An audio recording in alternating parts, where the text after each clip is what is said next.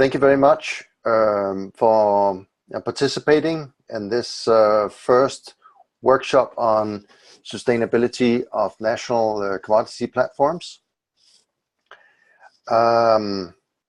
First, let me see here. I need to share my screen again.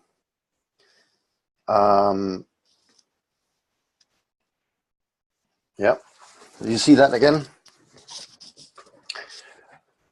This workshop is part of our whole series of virtual workshop and webinars that we do this year, which is a kind of an upgrade of our green commodities community.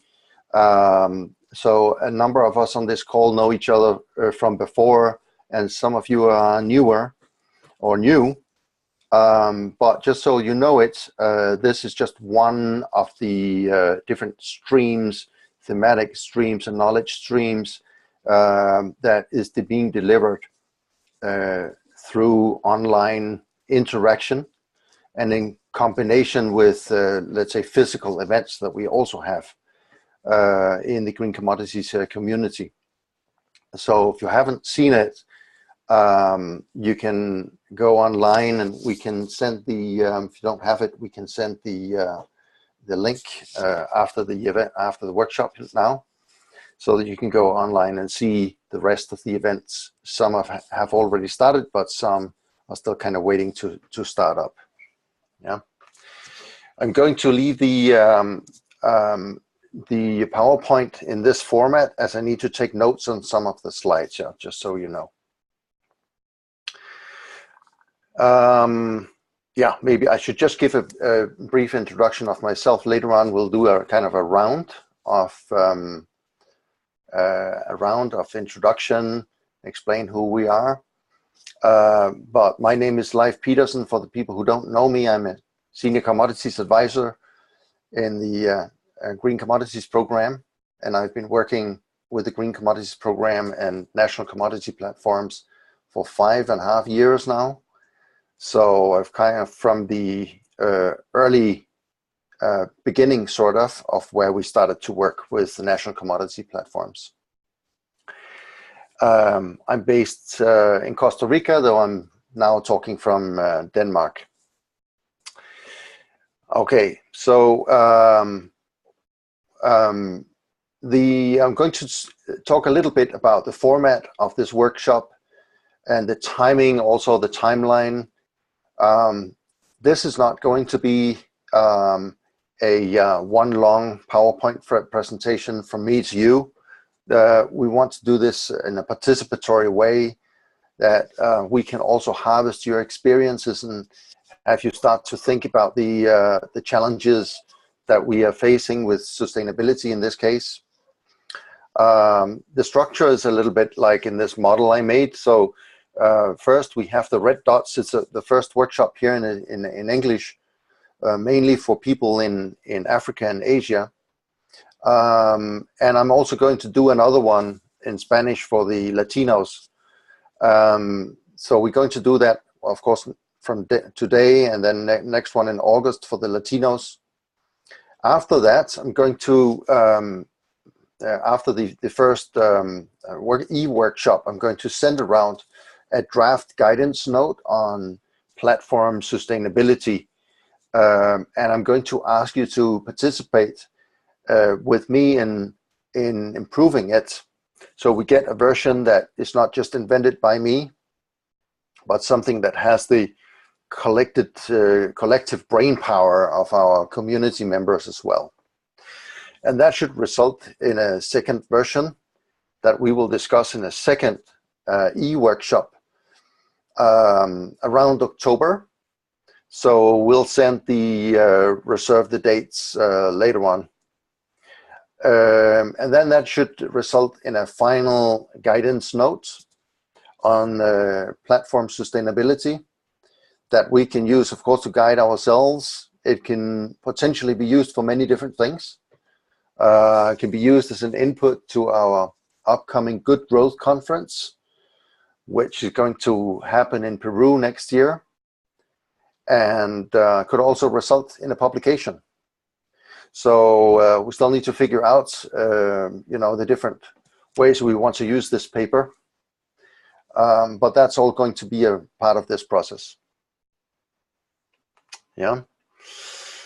So when I saw the participants list, I acknowledged that, recognized that some of the participants probably didn't have very much background with national commodity platforms. So I just wanted to start really quickly with a background that sort of kind of explains why we do national commodity platforms. And then we'll talk about the sustainability of them, right? But if you don't really know the rationale of them, it's perhaps difficult. So anyway, so this is going to be very brief, but UNDP has been working in commodity sustainability for about 15 years, starting in coffee and then other commodities. In the beginning, we supported a lot of certification programs, which was like very much in fashion 10, 15 years ago. We have also seen some results of that work. We have seen what I call pockets of change, change here and there, absolutely. But we have not really seen any wide sector transformation. Yeah. So that was like our conclusion of all this work. It just seemed to be limited. Then we also observed that at the global level, we saw lots of dialogue happening, and donor agencies and commodity companies coming together, NGOs, and discussing, making commitments to sustainable procurement and production. But we also found that when you go to the production countries, then often there is kind of little coordination of efforts. So it was one of our key kind of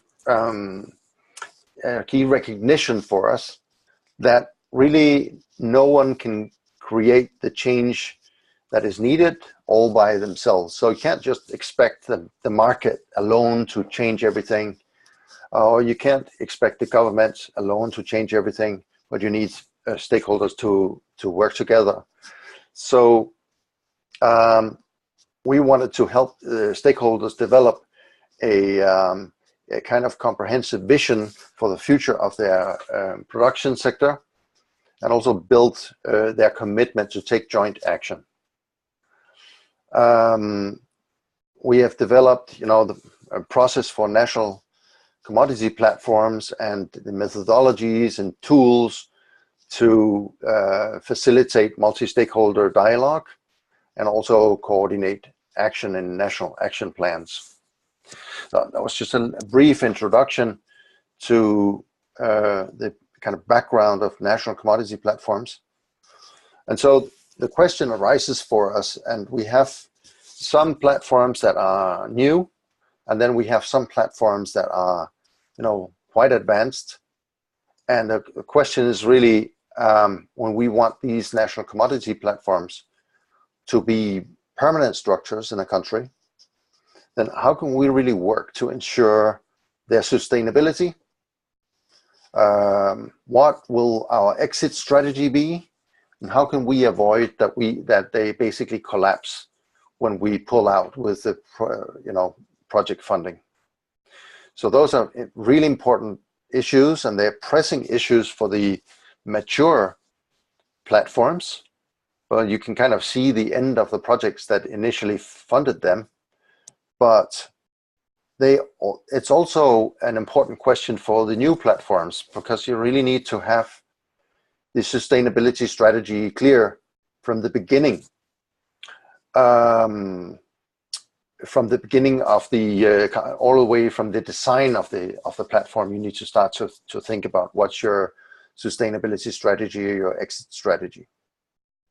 So that's really the theme of this workshop. As I said before, I have tried to give that theme some thoughts, and I know many of you have as well. And I think it's important that we put our brains together to come up with the best solutions. So in the first slide up here, I had a question for you to think about. It's please think of a key question you want answered during this workshop. Yeah. So I'm going to give you just a minute, and then I want to write them up here on the screen, and I want to use them as we go along this timeline, and kind of think about how can we make sure that all your questions are well answered and considered. So anyway, I'm going to give you just a minute to think about the key question that you want answered during this workshop. Yeah.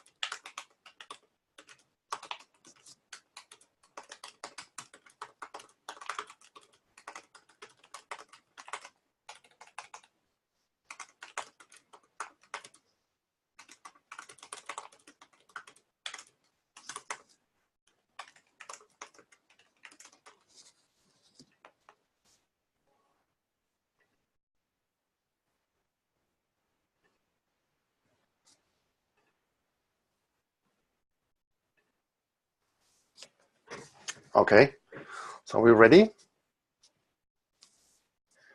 Who would want to go first? Jasmine? Yeah, sure.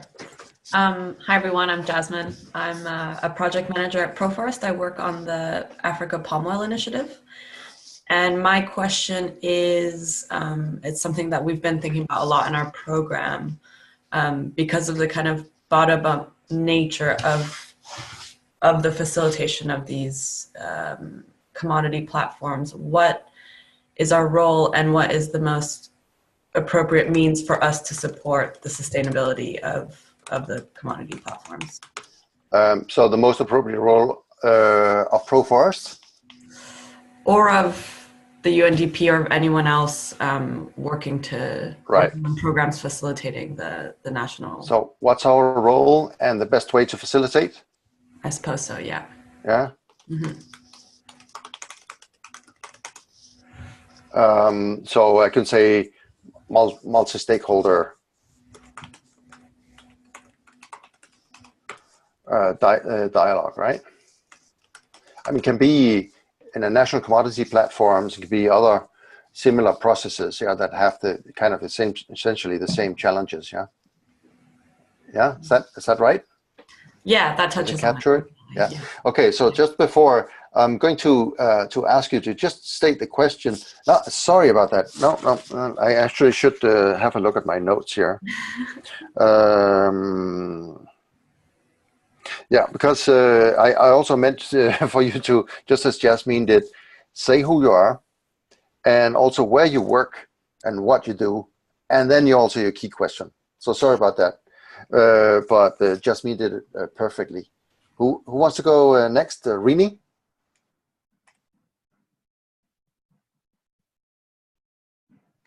Hi, can I go? Yes, absolutely. Sure. This is Ayrebi Frempong. I work with UNDP Ghana office. We work on an environmental sustainability project, which is focusing on the cocoa sector in Ghana. And I work as a focal person for that project. So my question really is that the platform is really supposed to be a neutral platform. Yeah, and I feel that this is really kind of linked to the sustainability question. So how do we ensure that all those who want to engage on the platform actually feel that this is a neutral platform? How do we make sure that people get that from the get-go? I think that is quite key if we are going to get people interested in using that platform as a tool for sustainability. Right. I think that's a great question. It may be like slightly beyond the focus of this workshop, but it's certainly in the very middle of the interest of the green commodities community. This is one of the things that we have tried to consider a lot, and I believe also we have answers to that question. So let's go on. Who's next? Okay, I'll do. Previously, Yeah. I had a technical problem. Okay. All So, right. hi everyone. My name is Rini Indrayanti, and I work for UNDP as the platform manager for FOXP, or Sustainable Palm Oil platform in Indonesia.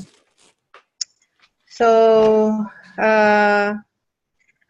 my question is actually, I know that this is probably not exist, but and I think that's what we're trying to do. But is there any specific methodologies or ways on how actually we can ensure the sustainability of the platform?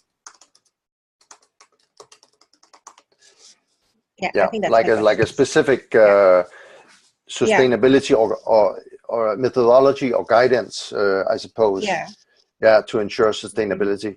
Yeah, so I think also a great question, and I think that the guidance note that we are producing through this e-workshop, these sessions, that is part of the answer. So I don't think we have anything else right now, and but I mean, hopefully we can together then produce something that will be useful to the country teams. Yeah. Perfect. Great. Okay, next. I can go next. Everyone. Oh, okay. Okay. It's me, Popo from. Hi, Popo. Yeah, Popo dari Iskandar. I'm working with CI Indonesia. My role is as sustainable landscape policy in province and district level. So currently we working with GGP in South Tapanuli. So I would like to asking about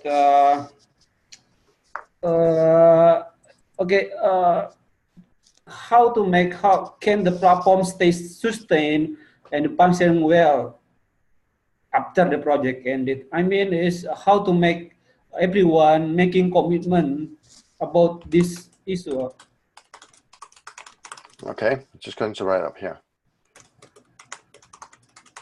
I can say how to ensure the commitment of the national commodity platform stakeholders. Yeah. Yeah. So how do this platform can stay sustained? I mean, and function well after the project ended. Right. And then how to make everyone making commitment on this. Right. Yeah, so and I think that Popo, I think that some of the questions we'll definitely touch on here on several different topics, I would say, of commodity platform sustainability, but it's also a wider question. But how do you ensure stakeholders' broader commitment, and do they stay kind of excited? That's a little bit, it's a little bit larger issue than just what we're going to focus on in this workshop. It's a great question. Okay. Next. Okay. Yeah, perfect. Thank you very much. Hi everyone, I'm Stefano Savi. I'm the Global Outreach and Engagement Director for the Roundtable on Sustainable Palm Oil, based in Kuala Lumpur. So my question is, about alignment, and especially in looking at the different NCPs around the globe. It seems like green and commodities is a recurring theme, but sometimes it feels like outcomes and outputs and are a bit more flexible. So how can we ensure that different national initiatives are aligned in the setting of goals, outputs, and outcomes? And how can we make sure also that that these NCPs do not replicate but support current initiatives, either multi-stakeholder initiatives or industry initiatives that have been set up internationally? Yeah.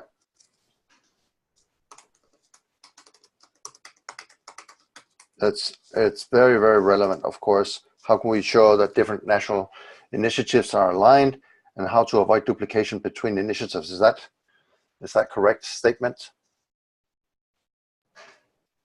Thank you. Yeah.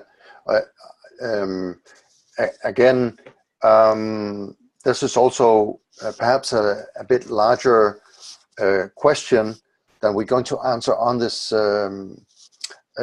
session, but we'll certainly keep it in mind, and it's also very, very important for our methodologies, and I also think we have some answers for you. So we'll get back on all these questions. Okay, who's next? Hi, everyone. This is Jensi. Yeah, this is Jensi. Go ahead, Jensi. Okay. Yeah, hi everyone. I'm Jensi Sortin. I'm with the UNDP Indonesia. Currently, I am the program manager, but actually I'm running also the platform for global marine commodities. So we are focusing on fisheries. My question is, has there any lesson learned on how to get meaningful participation from all the participants of the platform? Okay.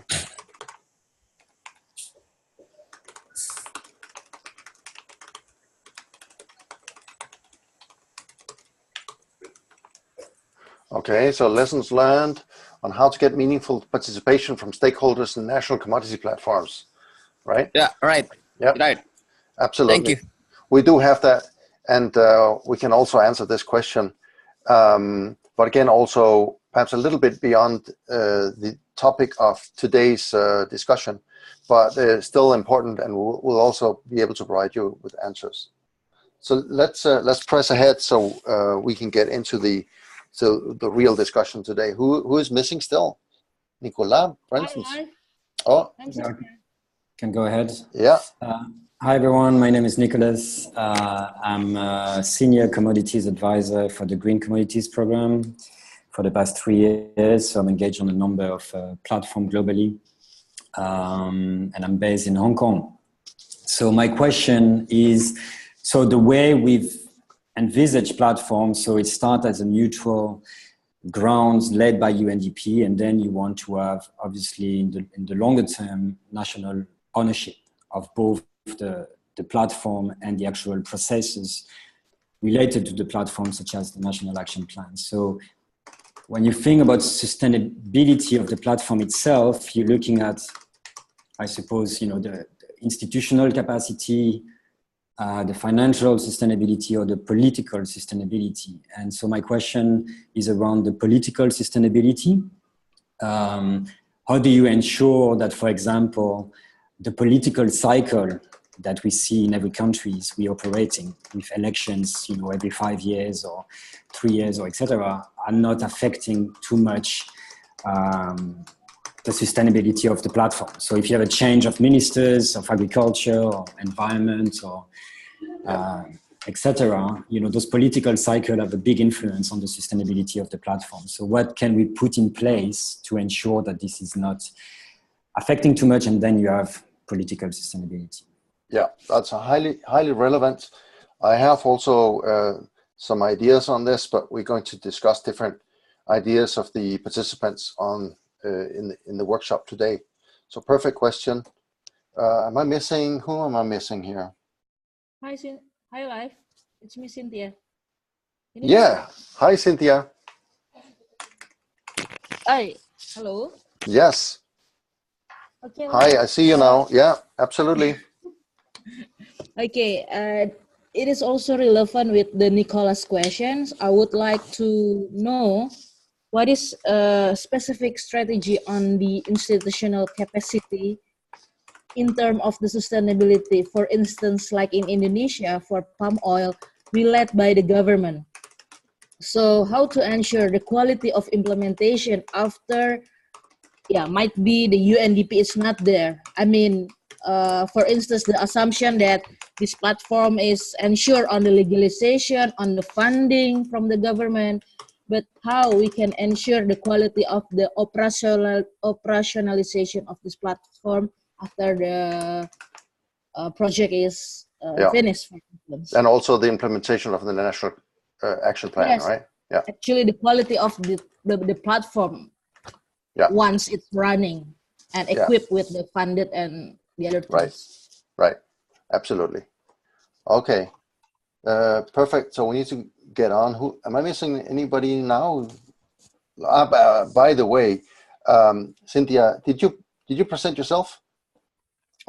Oh yeah, sorry. My name is Cynthia. I'm the stakeholders engagement officer for the Indonesian platform, palm oil platform. Right. Perfect. Am I missing anybody? No, I think that's it. Okay, great questions. So I promise to get back to these questions, and we'll definitely answer some of them. And we also have answers to others.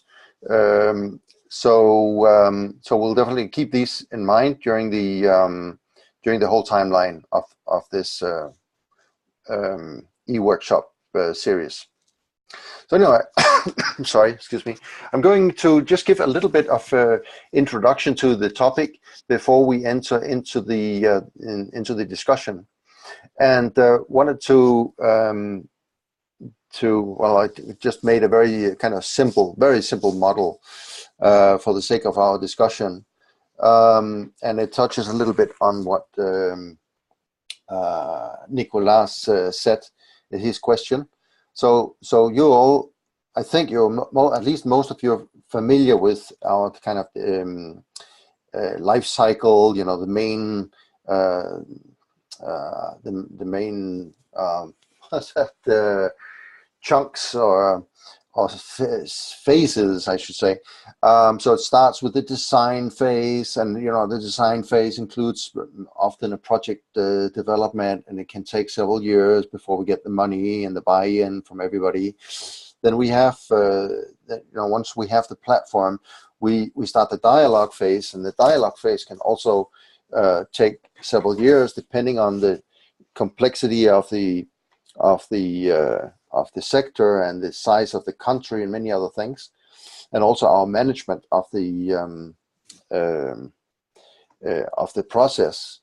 And then that should end in a national action plan formulation that then people need to buy into. Then that can also take some time. And then we start with a national action plan implementation, and we usually start from the very beginning with a project. So UNDP typically gets money from somewhere, from a donor, or it's built into a national project. The money to fund the national commodity platforms, and that kind of goes on for a while. But at some point, of course, UNDP needs to think about how can we exit the process and have it continue to live in the country, in the production country. Yeah. So the question is, when is it appropriate for UNDP to exit, and how do we build sustainability throughout the process? So what's our strategy for sustainability that we've built on?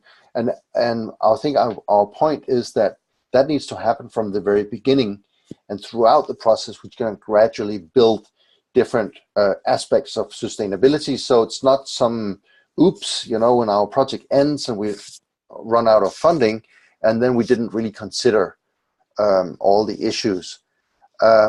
So I kind of wanted to illustrate that on this model. For the sake of the discussion, I mean, sustainability is many different things, but for this series, this e-workshop, I've chosen three that I think are the most key points when we talk about the National Commodity Platform sustainability. And so it's institutional capacity, it is the funding of the national commodity platforms and the coordination of the implementation of the National Action Plan. And then it is the political sustainability. I'm just going to give a brief, I'm not going to provide you with the answers because we're going to discuss what the answers might be, what the action might be. But essentially with institutional capacity, I'm sure we're all kind of aware of these, of the issues, of the challenges that we're facing. So often, for instance, in institutional capacity, to manage these platforms, we have sometimes, competing or overlapping institutional responsibilities in a country. So we deal with very broad sectors and many different aspects of a sector that touches on a number of different national institutions. So who is it really that can lead everything? And some of the institutions are kind of competing for turf and responsibilities and so forth. Or others might not want to take responsibility for things that they feel are outside their remit. And another issue is low-level capacity for multi-stakeholder dialogue. So if you have a technical ministry of agriculture, for instance, you have staffed with many experts in agriculture, and this is a different skill set often that we need for managing multi-stakeholder dialogue. So the question arises: how can we make sure that we have the right skill sets to manage these processes that are like softer and actually very different from the traditional work in a ministry. And then, of course, we might have limited institutional capacity overall. I mean, that depends also on the country. Some have, very elaborate institutions, and other people hardly have any institutions. So this is one key issue that we're working with in Peru with coffee, where there's no kind of overall consolidated national institution that looks after coffee. So it's a little bit spread in different ministries. And then also, of course, in some countries, the environment is very politicized, and it can kind of block this neutral facilitation that we also had in one of the questions. How do we ensure that the facilitation can be neutral as it needs to be in a politicized environment? Okay, so I mean, just to later on, I should say, I'm going to divide the participants up in 3 groups, and each of the groups are going to think about what we can do in each of these 3 areas. So this is one of them. So you might want to think, if you have clever action or solutions to propose in this area of institutional capacity. The next one is about the funding of our national commodity platforms, or what are our funding options long-term after the projects end. And we know the challenges, they're very familiar to us, I think. So, governments and also companies have, budgets short-term, and they have many competing needs. And then, oops, at the end of the day, we didn't secure the funding. And it's very difficult to know before the end. At the end, you need to know if the money is being put into a budget.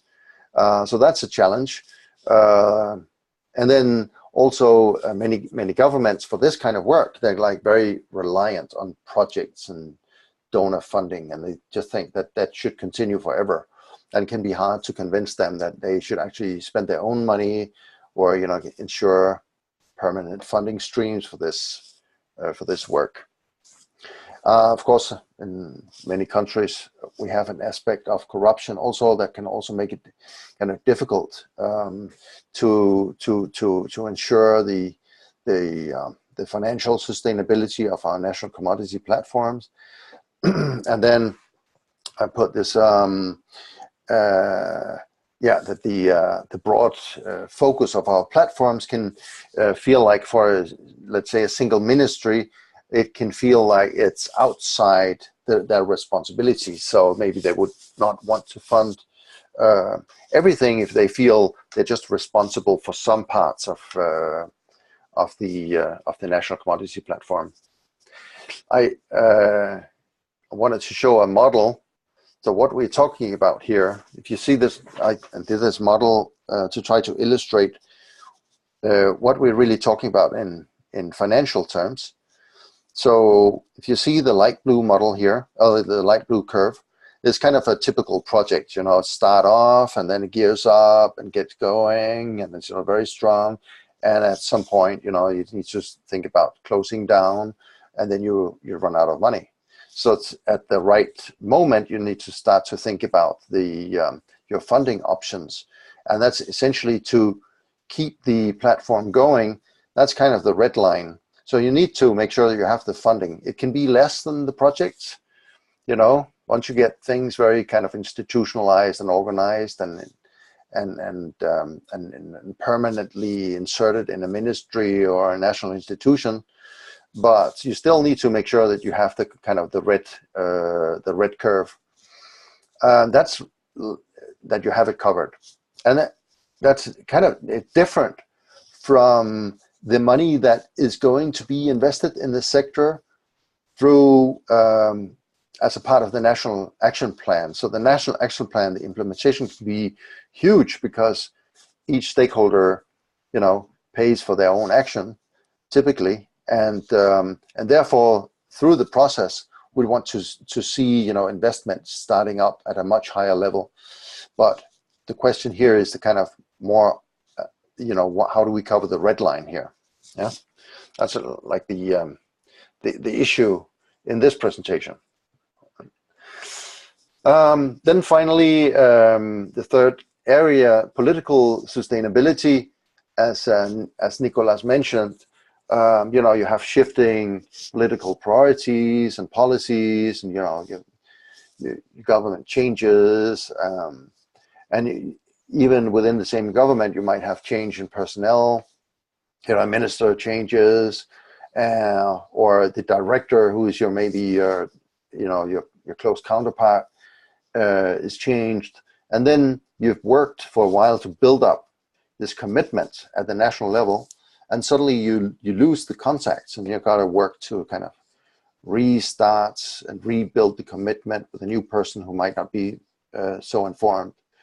So that's certainly another of the barriers. Then sometimes we have a lack of access to the right people, the decision makers, that basically need to be on board for us to have a permanent, meaningful, strong, a vibrant national commodity platform, and also, of course, the National Action Plan implementation. And then finally, you have, you know, for different reasons, you know, even though you have all the goodwill, but, you know, for different reasons, you have just a reduction of available public funding. So, you know, all sorts of things. I'm sure you can think of other things, but really what I wanted to ask you was to start thinking of the solution to these problems.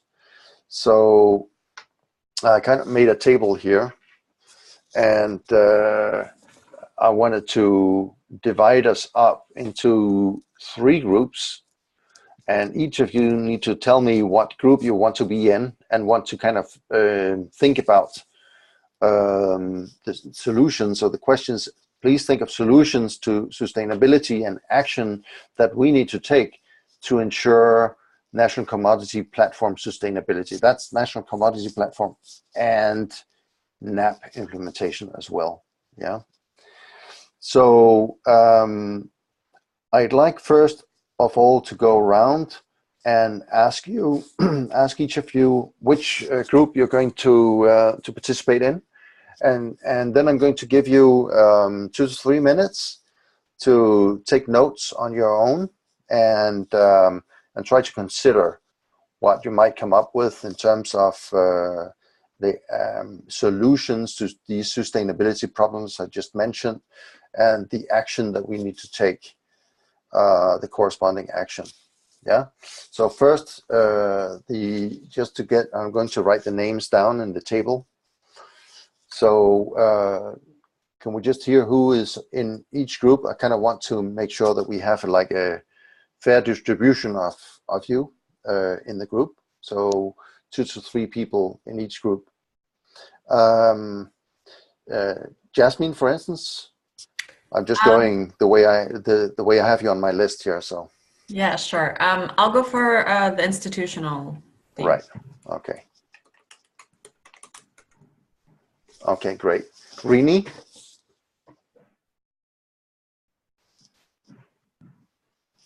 I think it will be me, and I thought you want to be the political. Okay. Rini is going to go for political. Okay. No. No? We are in institutional. Oh, So you're it will be institutional as well. Huh. The 3 of us here. So who is that? Also Pisha there? I see in the background. Yes. Hi, Pisha. I didn't know that you were participating. That's. I'm sorry, gifted. We need your amazing brain power here as well. But you can't all. I want to divide you up. So can I, Pisha? Can I get you into another group? Sorry, I said. Okay. I'll try financial then. Financial. Great. Yeah. Okay. And you're gonna join me, right? we expect a lot from you. And the third person there, is that Cynthia? Yeah. Yeah. So Cynthia, which group are you going to be in? No. I'll make a call for Cynthia. She's joining the financial group. What? No, Cynthia wants to join the institutional. Or. Okay. Or you want to be in political? I think so. So because I'm going to put Cynthia here, and the reason I'm going to do that, that is, I want the Indonesia team to think about all these aspects. So between all of you, you must have a lot of good suggestions here. Okay, so I'm going to continue. Popo, for instance, are you still there? Yeah, I'm here. Yeah. So which group would you like to join with institutional group? The institutional. Yes. Okay. Right. And then we Irabi? Yeah, I think I would go with the political. That's great.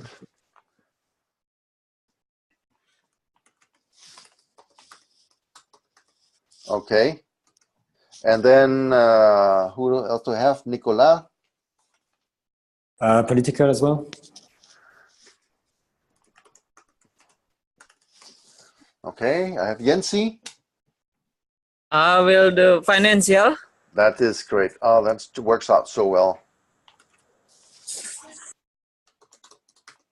Yeah, Stefano? Well, let's just get 3 in each group, right? I'll go for financial as well. Okay, way to go. That worked out better than I had feared. I only had to twist Cynthia's arm a little bit, but I think that is probably okay. Okay, so having done that, I think we are okay on time. Basically, sorry. Live, we have also Jordan, I think, from Papua New Guinea who joined us. Oh, Jordan, are you there? Yeah. Okay, I'm glad you made it. Jordan, I know you wrote to me, and the thing is I have my presentation open, so I can't see all the participants very much. Okay, great to have you with No us. problem. Okay, so Jordan, would you like Thank you. to present yourself first? So because you didn't get a chance to do it before. Yeah. Yeah, I'm Jordan. I the running technical working as a technical advisor for Papua New Guinea Palmer platform. Yeah, and great to be with the team and participate on this workshop. Yes. Great, perfect. And Thank you. Great to have you with us. So, where would you like to belong? In which group? Okay, I would like to join the institutional because we are doing something relevant to that. Right. Yeah. Right. Yeah. Live. Yeah. We also have Bharati and Johanna, if I'm not mistaken, from CI. We do. Okay. Yes. Okay. So, all right. So let's Bharati. Yeah. I'll go. If you're there, then also please present yourself first. Hello. Yeah. Go ahead. Yeah, I will go to political. I will accompany Cynthia. Okay. Can you also present yourself to the rest of the group? Yeah, my name is Bharati. I'm from Conservation International Indonesia. I work as a part of GGP program in South Tapanuli, and I based in Medan, North Sumatra. Great. And who was the last person? I'm sorry. Johanna. Yo. Johanna, are you there?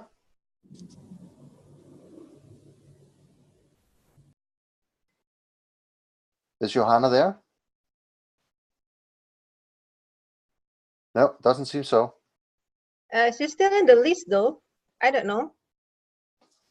Okay. Johanna, if you're maybe on mute, let me see here. Aha. Sorry. Right? Is that you, Johanna? Yeah. Great. Can you introduce yourself first? If you can introduce yourself first and then... Hi, everyone. All right. I'm Johanna from CI.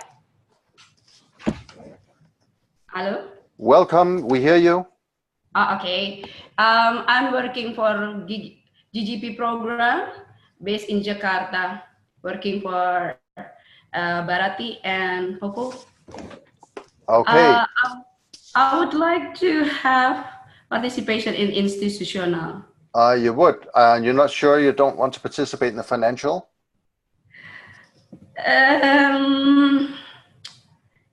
No, I prefer for institutional.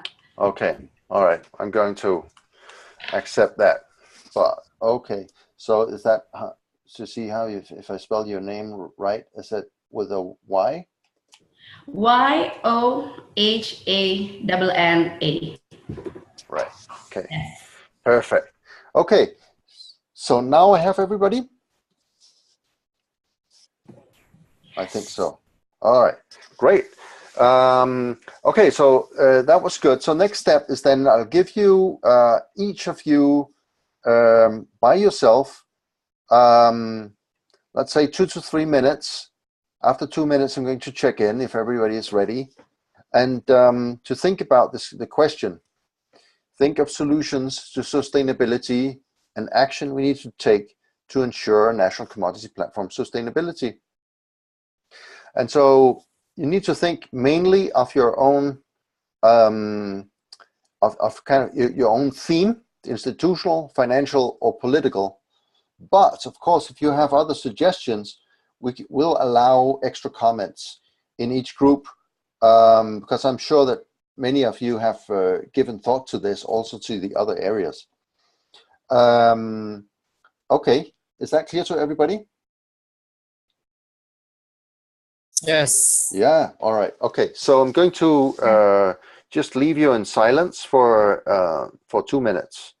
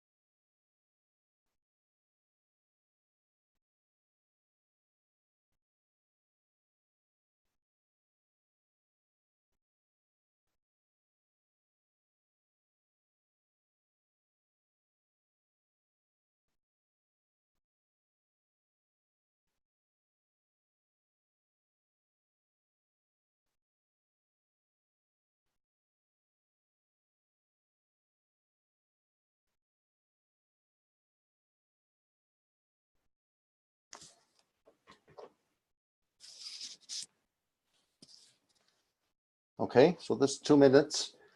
Are you all ready or you need another minute?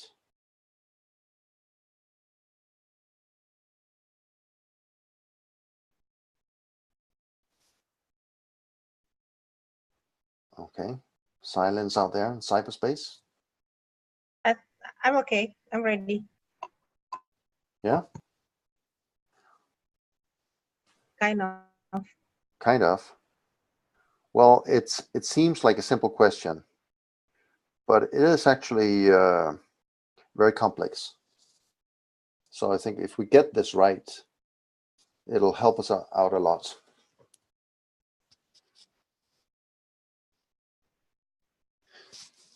Okay, so now we're approaching 3 minutes. So should we just start?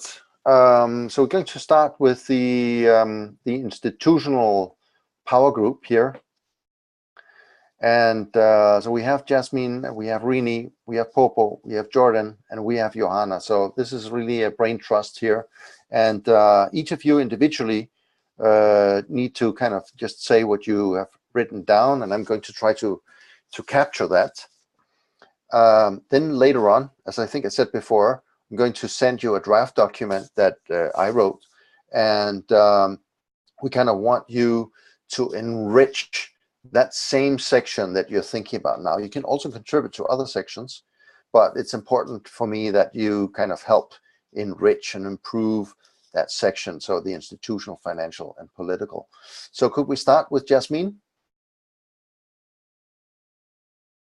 Hello? Yes. May I? Popo, let's start with Jasmine.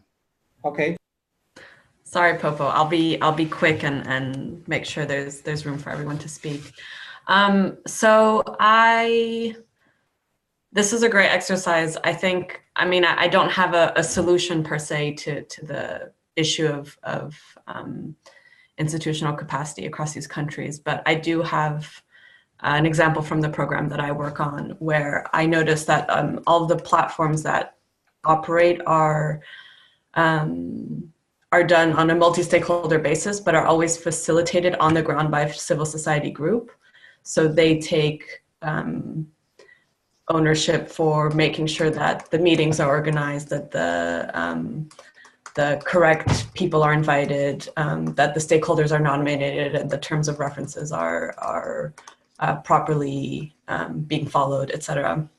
So that bypasses a lot of the challenges you have here in this institutional capacity section. However, it doesn't address the role of ownership of the platform by the government, which I think it was really interesting hearing you go through the different challenges, Leif, because you notice that that's something that it's kind of a cross-cutting theme that the governments don't feel, or the ministries or whatever government agency you're working on doesn't feel a particular ownership over the platform, or can't feel a particular ownership because of instability or whatever other issue. So. Yeah. So I think there's a great, I mean, even if we want the government to be an active leader, and you know, even so, in our permanent structure, yeah, maybe the first facilitation can be done by somebody that everybody recognizes as kind of a fairly neutral person. Yeah. So I think that's actually a great suggestion. Yeah. Anything else, Jasmine? No, those were my main thoughts around that. Yeah, I'm really interested to hear what other people have to say as well. Perfect. And then you get a chance to you know, write it down with your own words in the document that I'm going to circulate after the e-workshop. Yeah. Excellent. Okay, so that's very much appreciated. Rini? I think Popo would like to say something first. Okay, let's go, Popo. Yeah, let's. No problem, Bu. Ibu dulu. Okay. Yeah. Please go ahead. Just thinking a simple thing that I thinking in the more lower level, like to create strengthening multi-stakeholder network to support national platform. I think to make them maximize what we face right now is how to to make sure this networks running as a solution. Because if the initiative come from, let's say, from district and come to profit and bring to the national, it will be good. That's what I'm thinking. Maybe a solution, but not easy to find, to make a commitment from each networks. Okay, so do I understand that, like, in that we don't only leave the responsibility to the national government and expect everything from them, but we need to build a strong multi-stakeholder network that can basically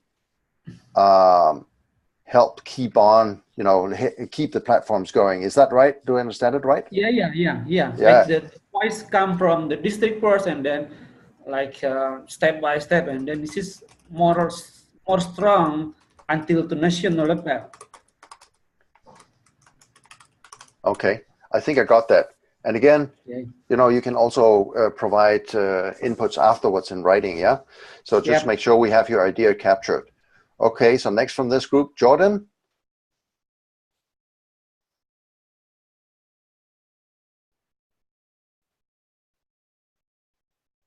Okay, we don't hear anything. Are you on mute?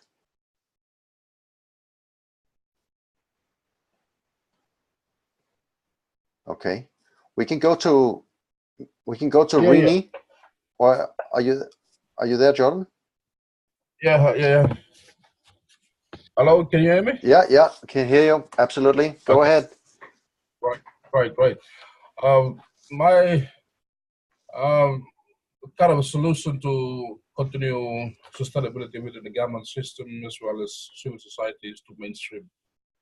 Right, is to mainstream the platform into all government sectors, because definitely when you have, for example, here in Papua New Guinea, we're doing palm oil industry, and for me to mainstream the platform, I have to involve Department of Lands and Physical Planning, because most of the plantations are within, like, in regards to land and agriculture and environment. So it's like mainstreaming the platform into all sectors. That's one. So as opposed, sorry, just to clarify, as opposed to just one single ministry. So you need to kind of have a structure where you need multiple ministries or agencies to help support the platform. Is that right? No, like, for example, you have the agricultural sector. Yeah. Doing the public sector, or having a government, like as a government led on the platform. Yeah. But you are mainstreaming the platform into its government departments in concern. Okay. Right. Right. It's like climate change cost-cutting issue within all department stuff. Yeah. So you're mainstreaming platform into all sectors, or all departments. That's one. Yeah. You have another one? Yeah. Another one would be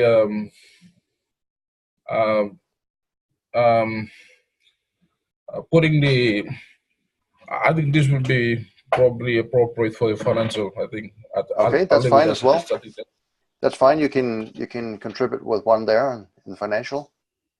Yeah, there was some discussions with us here in Papua New Guinea. We are trying to integrate the palm oil platform into the medium-term development plans for the country, which is the main fiber of funding opportunity for all departments. So we're trying to, in 5 years' time, there's going to be a review of those plans. So we want to, our main target is to target those timings so that we mainstream the platform into our government funding, so that it captures the national government budget. Yeah. Did you say midterm? Mid? Yeah. Midterm development plans. Into midterm development plans. Yeah. Yeah, and that will basically, if they play a formal role in the government's planning framework, then it's a bigger chance that it gets the funding it needs, right?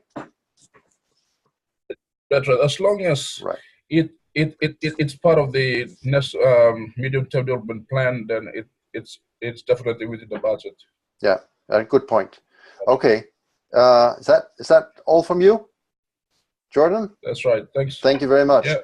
So we're going to jump back to the institutional, and either Rini or Johanna who's going to go next. Hello, hi, I'm Johanna. Johanna, Yeah, go ahead. I don't have any idea yet, but what I found when we work for South Tapanuli platform, for the leader, I think it should come from the government because no, first is find the great champion to lead the process is the first apa ya, the important thing for us, and then the second for the participation of each institutional is depend on what of the objective that we want to have by this platform. Based on our experience, first we thought that we are going to put the objective of 3, but then for the some of the objective that come later on, that we need to invite more, not only from the government side, not from the private, but also from the academic. So I think it's not about the numbers that we found to ensure the sustainability of this platform, but the part we need to map what is the link between the participant that we map with the objective that we set for this platform to achieve. Okay, so is that because you want each of the of your objective? I suppose that's in the National Action Plan. Mm-hmm. So the action you link them to different stakeholders and their objectives, and so there's a bit of chance that they will play a leadership role or a supporting role. Yes. Is that right? Yes, that's right. Okay. Okay, so I'm going to write something here.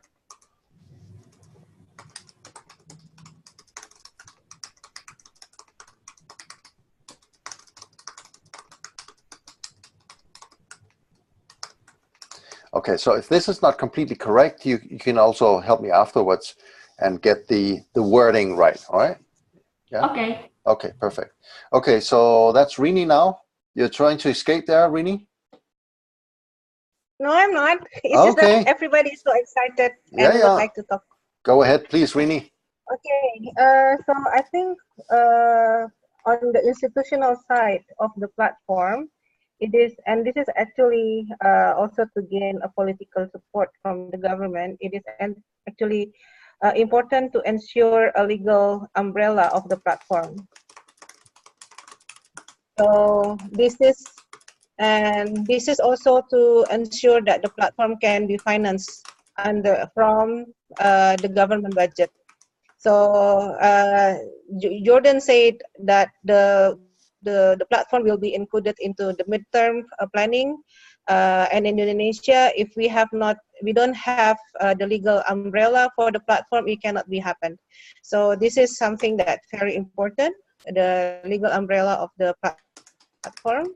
And then also, this is also from my previous experience in COCO platform, to have a running secretariat that consists of, it's either a professional person, but this is actually will also depends on the financial of the platform. If the platform is having a good finance support, then we can have a professional secretariat.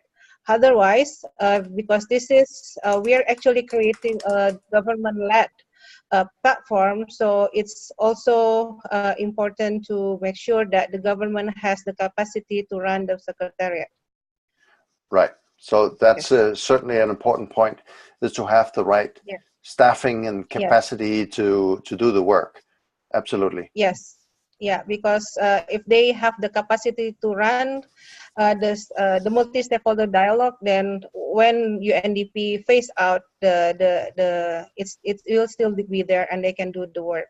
Yeah. And then running secretariat, and also I think the platform itself has to have the vision and mission, and we already talked about this also.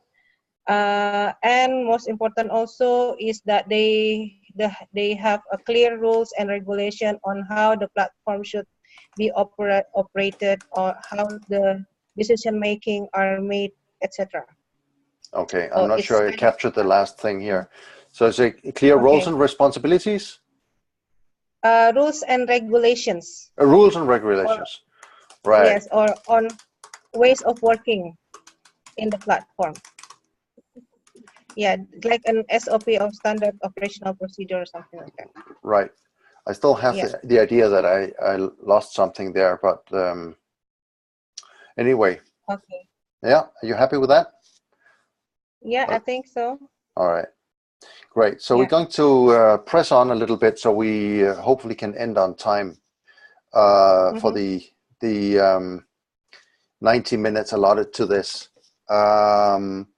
I just want to maybe just don't want to spend all the time on institutional, but is there any of the members of the other groups that have something really important in institutional that you would like to mention before we go to financial?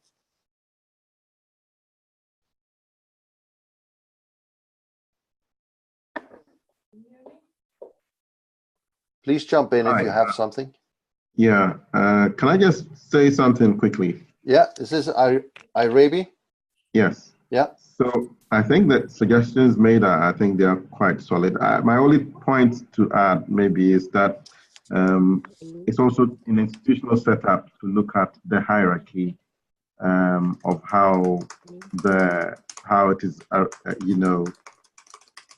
things are managed. So, for example, from my experience, some of the things that have helped to sustain in some of these platforms institutionally has been where you have a sort of a structure where at the top tier level you have something like a hybrid for between both government and say CSO or private sector, in which case you still have the element of the private sector or CSOs pushing this, leading this, whilst at the same time government or public sector feels that they are part of the ownership. So it's a joint ownership at the very top.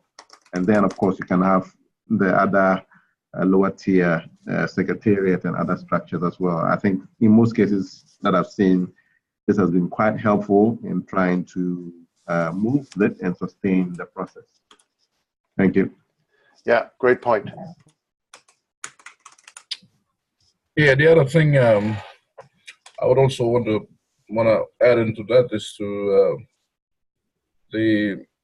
probably we can consider our management of coordinations, manage the coordinations and planning of a institution, part of a group or thing, to coordinate the work from the platform itself within the government system. Yeah, so we need to be in harmony with the government's own structures for coordination. Yes. So we don't do like a parallel structure that doesn't fit in. Is that right? Right. Yeah, I think that's a really good point. It's coordination and planning mechanism. Yeah. Okay, and planning. Okay, so I'm going to cut off here because otherwise we don't get enough time for the financial and political areas. So let me jump to financial, and Pisha, please.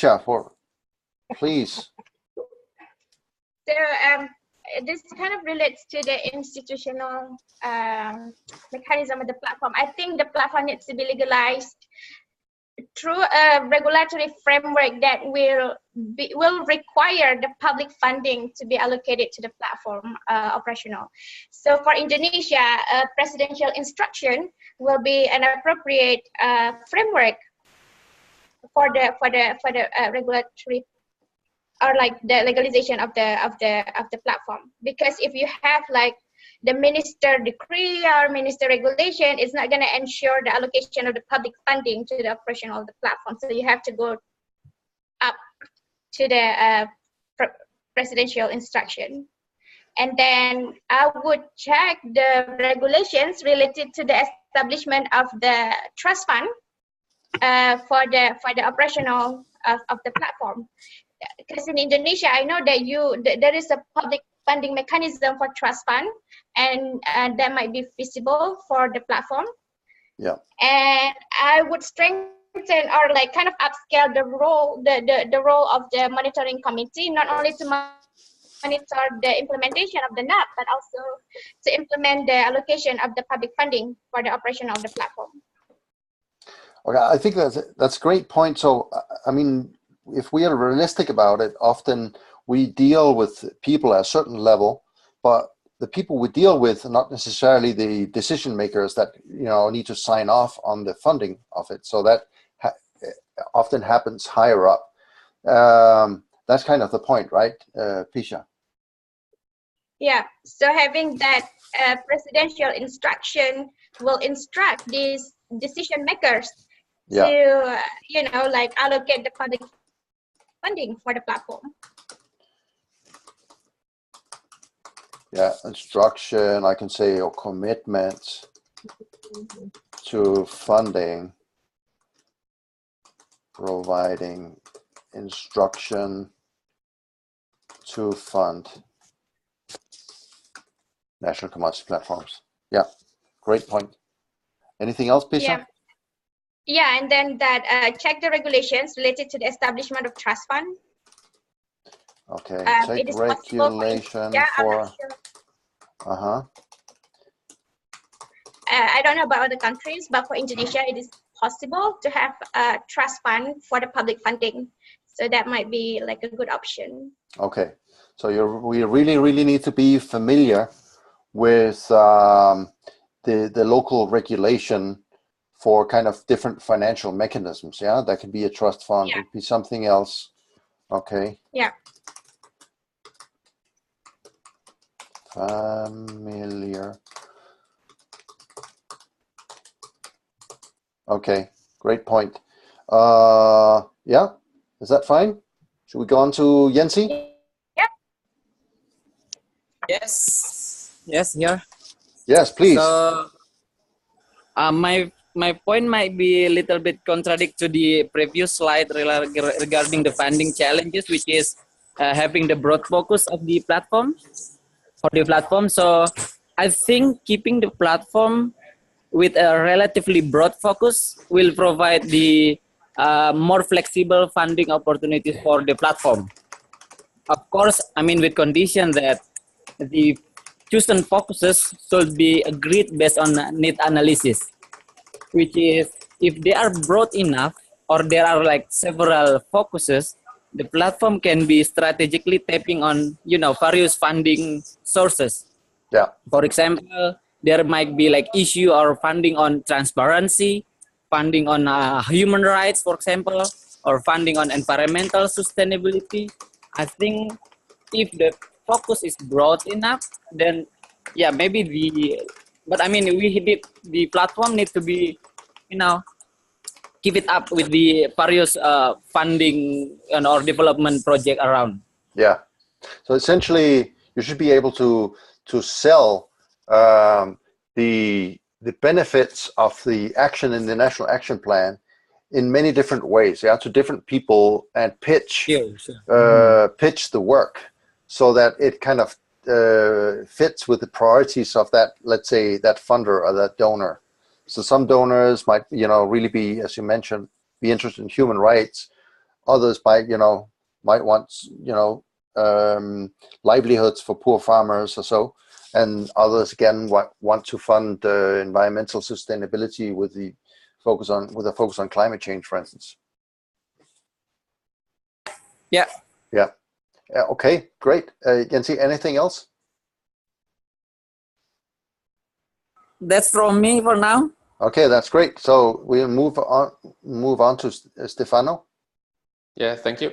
Well, I have a point on this last point was just made. I just think that it's important, yes, to keep the platform broad, to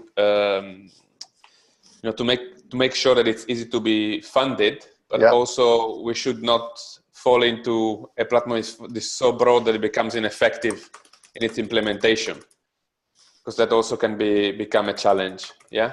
I think the scope of the work should not be that of just keeping the platform alive, but to make sure that it has impact.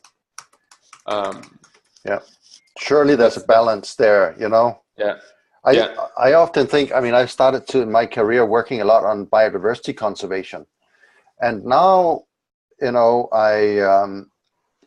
all of us, I'm sure, work more and more on climate change, and I always feel it's like the same work, you know. I mean, my work is about poverty. It's about climate change and resilience, about reducing deforestation. It's about many different things. And but I also agree with you that we don't want to be ineffective and like everything goes. So there's a certain balance that we need to have between focused approach and also ability to pitch the benefits in different ways. Yeah. So I think that's a very important point. I don't think there's a final final answer. You're right. Final answer there, but I think we should say need a balance. Okay. Yeah. So that's my comment. I'm not an expert on this, but my only comment would be probably to make sure that there's a reiteration and a continuous review of the risks related to the project's financial sustainability, and make sure that the project itself is continuing to provide recommendation to enhance this, so that it's not just done at the beginning of the process, but it's done continuously.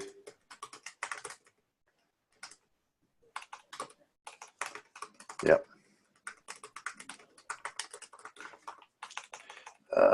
Ability. Okay. Yeah. Very good point. All right. Super.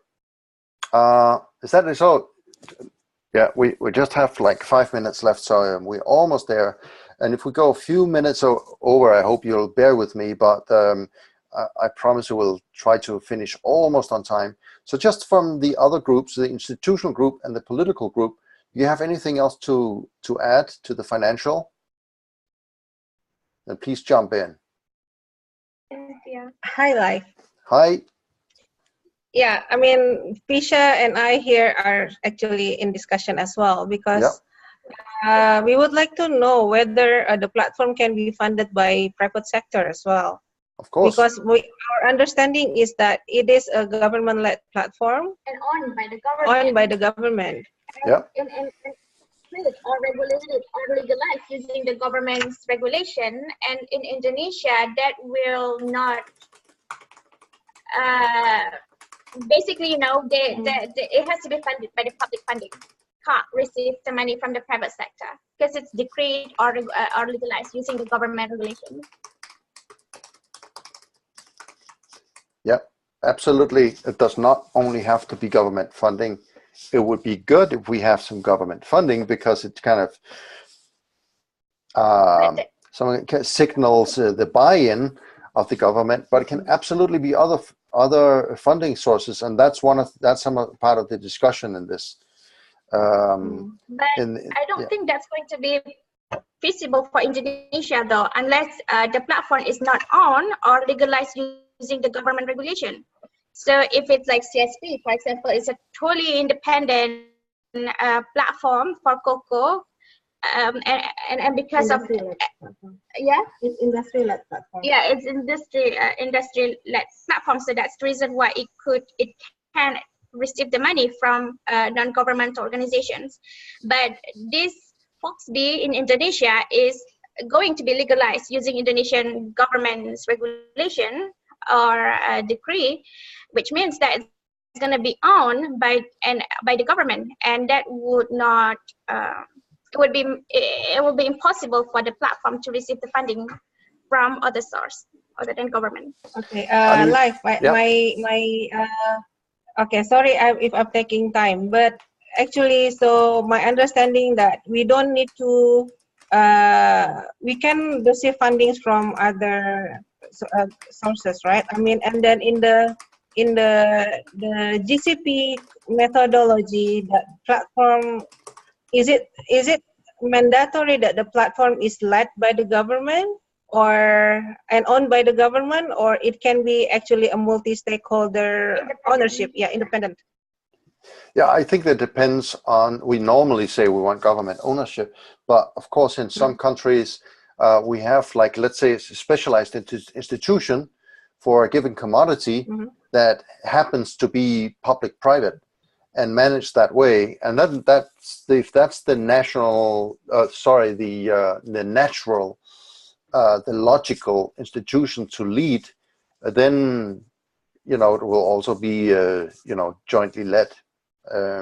So that happens all the time. I mean, in Latin America, you have many, let's say, coffee institutions that are, have government leadership, but also have private sector participation. So I think that depends on the country. Yeah, absolutely. Okay, I'm just running out of time. So unless anybody has something really, really important, I want to jump to the political group. Is that okay? Okay. All right.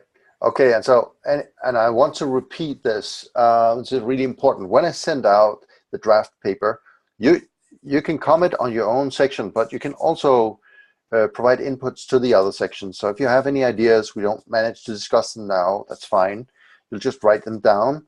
It's going to be very quick. It's going to take you, 15, 20 minutes to read the document and just like put down the comments, and I'll try to incorporate them. So on the political side, we have Cynthia.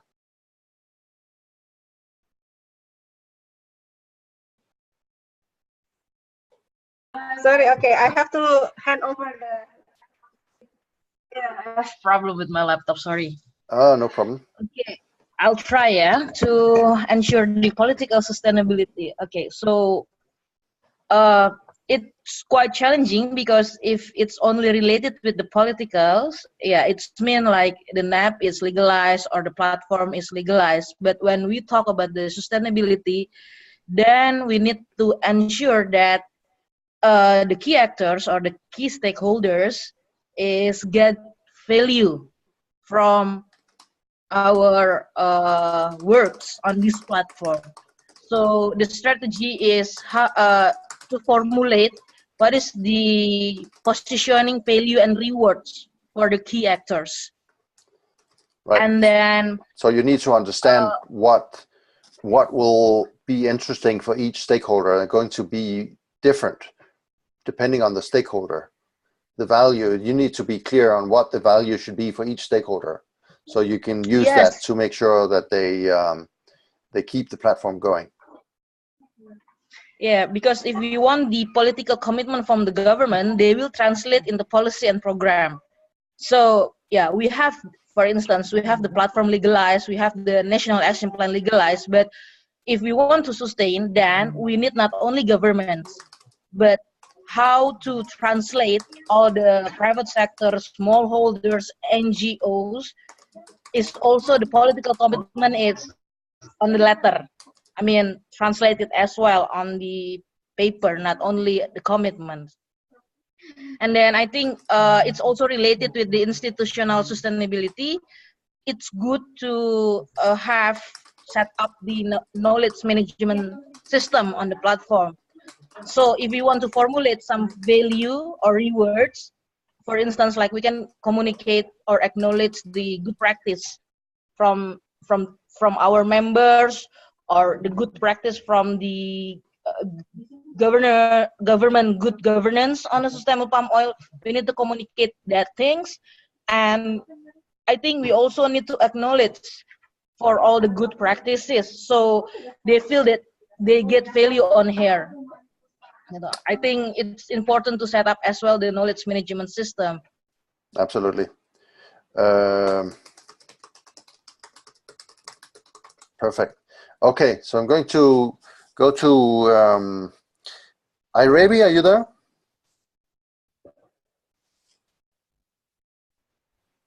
Hi, I'm there. Yeah. So yeah, just quickly to add to that, I think I agree very much with the point that Cynthia made. I think the political system to really to manage the political risk, a lot of it will also depend, will definitely depend on how the institutional setup is. If the institutional setup is in a way that shows that there's neutrality and there's openness, or for example, there's transparency in the setup, in the people that makes up this setup, then clearly it would be easy for people to buy in politically. The other thing I wanted to add also has to do with how the platform or the plan that goes with it is actually initiated. So if it is seen to be initiated by a politically neutral, an institution that is seen to be politically neutral. So for example, UNDP, for example, just as an example, is seen to be neutral politically in most countries. So if the setup is the initiation of the platform is linked to such institutions, then it becomes easier for political actors, irrespective of whatever political ideology that they may come from, to be able to relate to them, rather than, for example, in most cases when they are quote unquote, if they are seen to be local or indigenous institutions, sometimes people are not too sure what coloration to give them. But if they are seen to be an international body that is seen to be neutral, then it becomes easier for people to relate to them. Right. And that's, of course, in the beginning, UNDP is helping facilitate the dialogue. At the end, though, when you have the National Action Plan, hopefully all the stakeholders feel that they contributed, and it's their National Action Plan. That is not just somebody who formulated a plan for them, which is a problem of many many action plans and strategies in our countries. Absolutely, So, and I think that is linked to the transparency of the process. Once if it is initiated by a politically neutral, and then all the actors that are involved in formulating these are seen to be to have gone through a transparent process, then it becomes easier for people to buy in, irrespective of where they start, where they belong. Yeah, great, perfect. Can I jump to Nicolas? Yes. Well, I agree very much with the points that have been made before by my two colleagues on the political sustainability. I mean, the fundamental piece here is the value and the business case, what you get out of that. If they feel, I mean, if we're talking about government-led, if the government feels that they have a strong value by working on sustainable palm oil or sustainable cocoa or whatever it is, then it's going to be much easier for them to continue the process once UNDP exits. So, so that needs to be built from the onset, from the really the initial stage of the platform, and buy-in is the fundamental piece into this entire thing. Sorry for the music. And so you need to build, to identify how it's linking and what are the synergies with the government priorities. So what we do in every country is, what is the strategy for responsible development, sustainable development, and what's in there that fits with the priority of the platform, and mention that in every meeting, every presentation, etc. So yeah, you got the point. Business case, buy-in, this is at the core of it.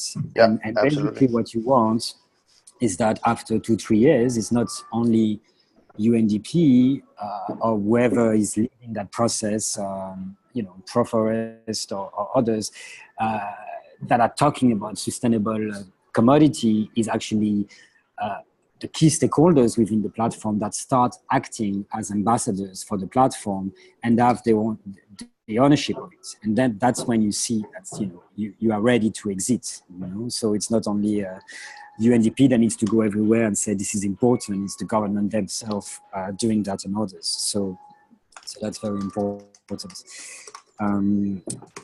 I think political sustainability sometimes, my question about political cycle before, I think some interesting development in recent years includes, those statement of intent and declaration of intent on sustainability, where you sign a document that is the shared vision for the sector in the future, like the Cocoa and Forest Initiative or the Marrakesh Declaration for palm oil and things like that. That can be a way to address the question of political cycle potentially. Part of it is not going to resolve all the problem, but if you have together with the platform, a signed document from the onset that says, this is a shared vision for sustainability in the country, even though you might have elections and things like that, people can refer back to that document. And I think that's what is being tried at the moment with the Cocoa and Forest Initiative for Ivory Coast and Ghana. So that could be like a clear agreement in place on sustainability of it, or so. Yeah. Yeah. And so Jordan, for example, now is making the case for a sustainable palm oil declaration from the Prime Minister in Papua New Guinea that says this is the vision for sustainable palm oil in the next 5 years. So even if the Prime Minister change, this document is signed by the key departments of lands, agriculture, climate change authority, and etc. So that stays. So, or at least that's the intention. So that could help build political sustainability by having those kind of things in place. Yeah. Then, having a low-cost operating structure obviously help build also the financial and political sustainability. If it is, if you're saying a platform is going to cost $2 million a year, even if you have buy-in on the business case, it's going to be challenging. But if you have a low-cost operating structure that is, more about the time you invest and there is like that, it's also easier for sustainability. Right. And and I think the point that Jordan made on medium-term planning is fundamental. And that's how you know that you got the buy-in and the business case. If it is included in planning, then you will have the political sustainability because it's there for the next 5 years as part of the plan of the government and not the plan of UNDP. Yeah. Okay. That's great.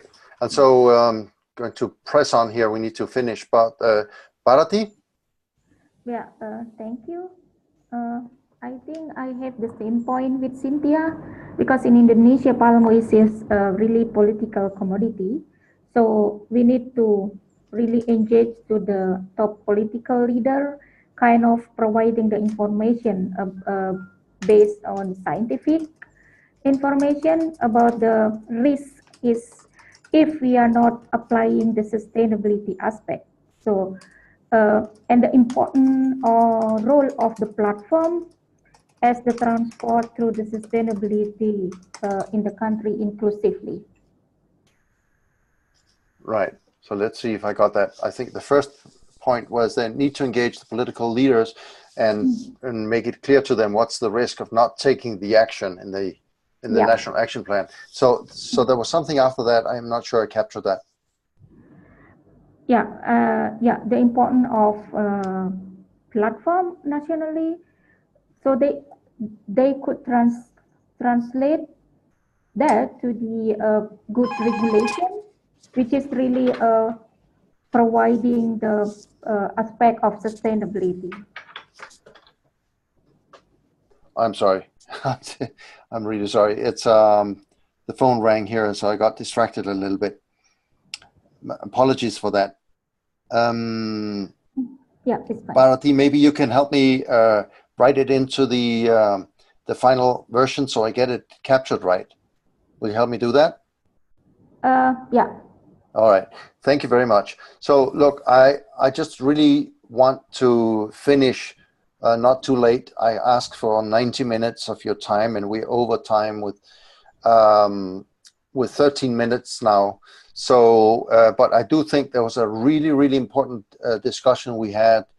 I think there are several things that were mentioned that I hadn't really thought so much about. We can definitely enrich our paper with your insights and suggestions. I just wanted to go through the next steps in the process really quickly. And so I think I mentioned that after this call, I'm going to distribute a draft note that I wrote first for one of our donors, the Swiss government, and that has some ideas that relates to this e-workshop. And then each group member, as I mentioned before, you can contribute inputs to his or her section, and you send them back to me, and you can also comment on other sections, so that everything is welcome. I will then incorporate these bright ideas and suggestions and produce like a 2.0 version of that document. And we'll use that in our next session, which should happen in October, around October, more or less. So there will be more specific. I mean, now we explored a lot of ideas, and now we're going to structure them into a document that can hopefully help guide our different teams and help help each team build a sustainability strategy for the national commodity platform and national action plan. And so with that, that's it basically. I really want to thank you for participating in this. I think it was really useful. I apologize for going over time, but I think also that was a result of you all being very active, which was great. So I'll stop sharing the screen now, and let's see here. Yeah, I don't know if you see me actually. Anyway, so anyway, this is the last. This is the end of the meeting. Thank you very much, everyone, and see you in the next meeting in several months' time. Thank you. Okay, thank you. Thanks, Leif. Thank you, everyone. Bye. Thank you. Everyone, bye. Bye-bye. Bye.